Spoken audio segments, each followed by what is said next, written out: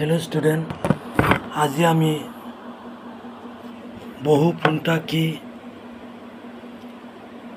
केनेকৈ হয় तार বিষয়ে आमी अलप डिसकास करिम। प्रथमते भ्रूण आमार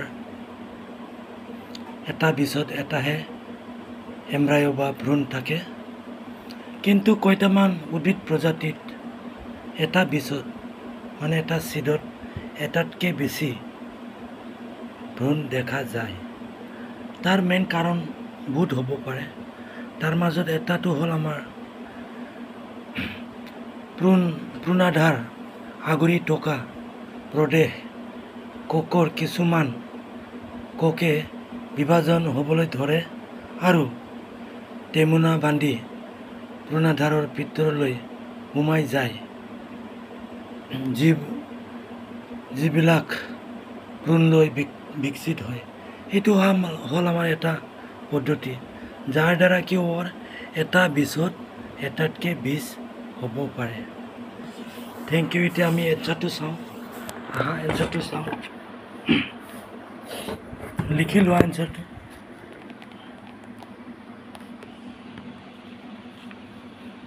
বহুপুণ্টা কি? এই কেনেকৈ হয়? এটা বীজত এটাতকৈ অধিক ভ্ৰূণৰ সৃষ্টি হোৱাকে বহুপুণ্টা বুলি কোৱা হয়। তাৰমানে আমাৰ এটা বীজত এটাহে ভ্ৰূণ থাকে সাধাৰণতে। এতিয়া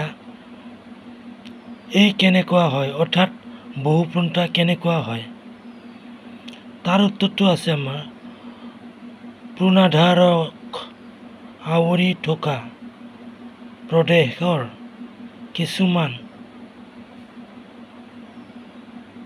কোকৰ ভিতৰত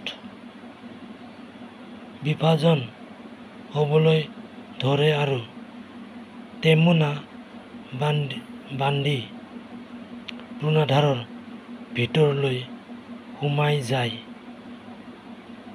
যিবিলাক ভ্ৰূণ লৈ বিকশিত হয়, অৰ্থাৎ অন্য ভ্ৰূণ সৃষ্টি হয়, ভ্ৰূণাধাৰৰ ভিতৰত সোমাই যায় আৰু বহুপুণ্টাৰ সৃষ্টি কৰে।